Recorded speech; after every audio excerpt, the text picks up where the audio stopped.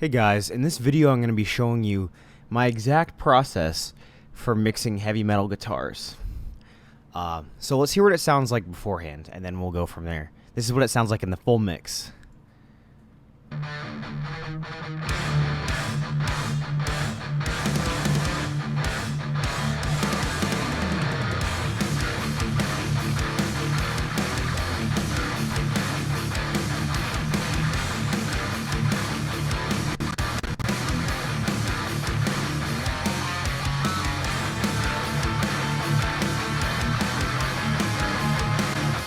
So not too bad.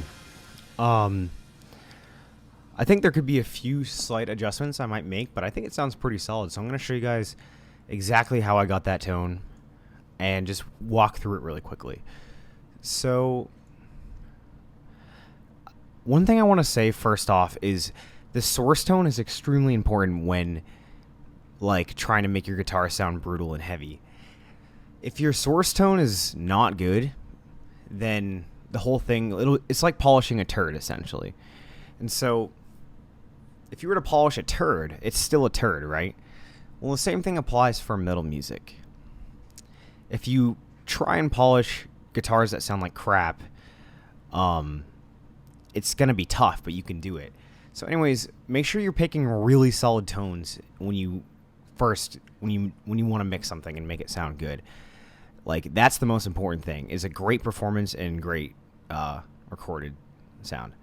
But after that point, usually what I do, in this case, I have Zilla cabs going. What this essentially is, it's a cab sim, and what I'm doing is I'm recording the guitar without a cabinet, and then I'm adding this afterwards. So the guitar head itself, it actually sounds like garbage by itself. If you were to just listen to it, it sounds like fuzz or something. This is what it sounds like. Fuzzy. Yeah, no one likes that sound. No one, I can't think of anyone that's ever enjoyed that. I'm sure in some genre, someone there is like, fuck you, that's the greatest sound ever. Whatever. But for what I'm going for, I want something that's more polished. So I added this cab, and this is my settings. Ignore this standard basket weave thing. I don't even know, like, basket weaving. I don't really know what that means. I think this is a glitch. I have no idea what this is. But this is my preset here. I usually will just pick whatever sounds great out of these, and I'll maybe tweak it a little bit.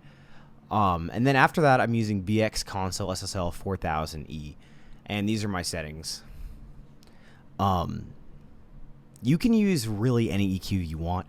I just really like this one, and the buttons look really, like, pristine, and I just like to move them, but it doesn't really matter what you use. Like, you can, like, I'm not trying to say that it doesn't sound good, but my point is if you did the exact same EQ moves on something that's free, you'd probably get very similar results.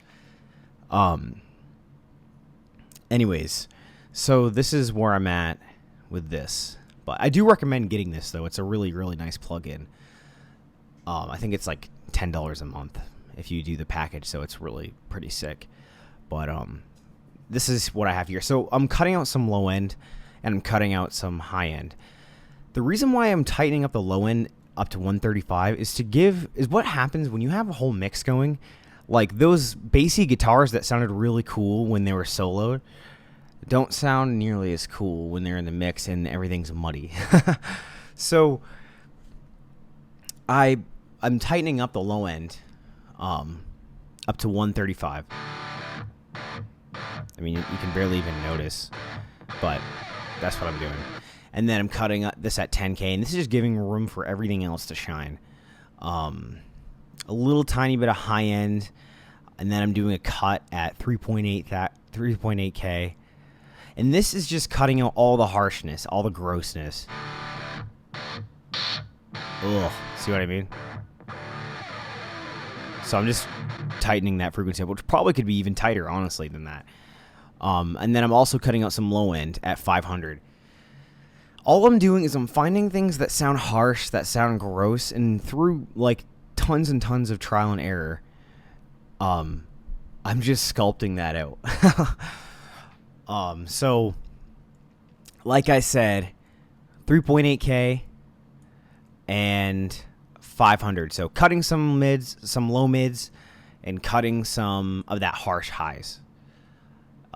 And then I'm also scooping a ton of lows out because most likely, since these are quad tracked, there's 4 tracks here.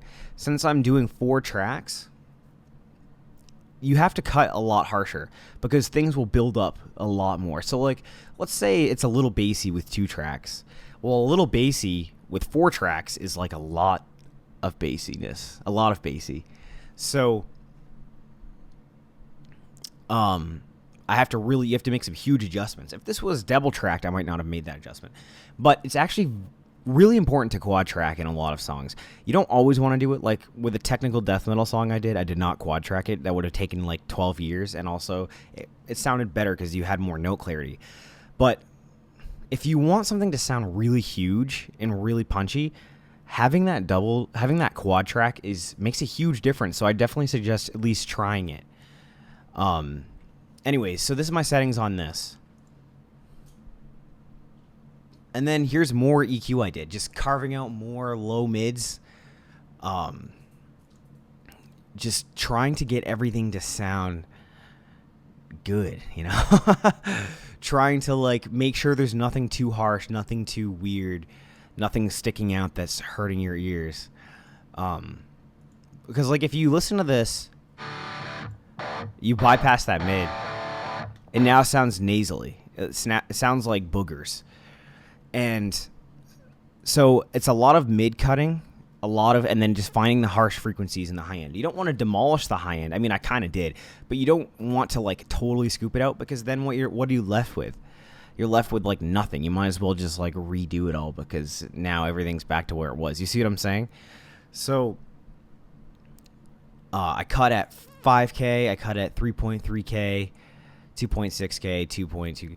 So my point is, it's not about these specific cuts. My point is you want to identify like harsh frequencies in the high end, cut out like 3 or 4 of them, and then scoop out the mids to the point where it sounds clear and it doesn't sound too nasally and doesn't sound too like gross like it did.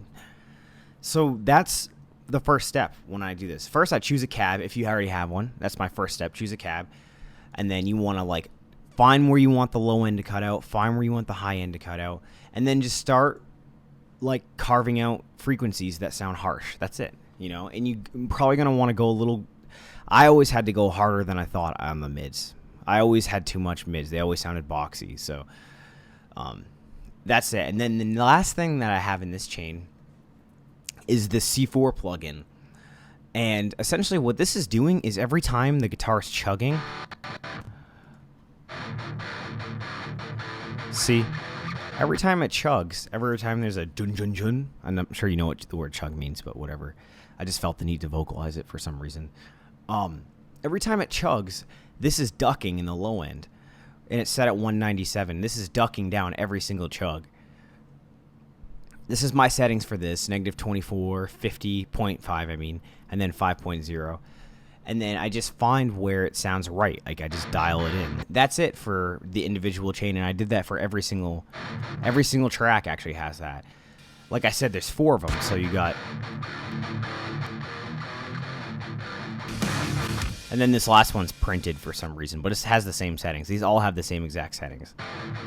This one's 100% right, and then you have 80% right, 80% left, 100% left. So that's basically it for all the individual mixing. I mean, if you want to hear what it sounds like without anything on it, this is what it sounds like with nothing on it. To me, that sounds like poop, because I know in the mix it's going to be way too muddy. And so that's why I made all these different adjustments to it. And now it sounds like this. So then after that point, I have a little bit on the guitar mix bus.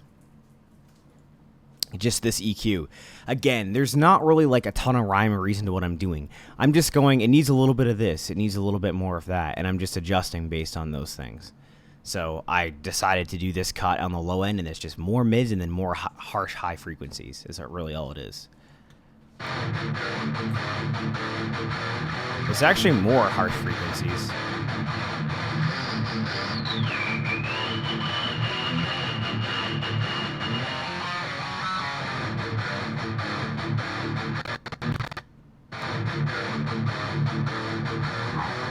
So that's essentially what I do. That's my whole process, and it's just about fine-tuning the EQ and doing it over and over and over and over again.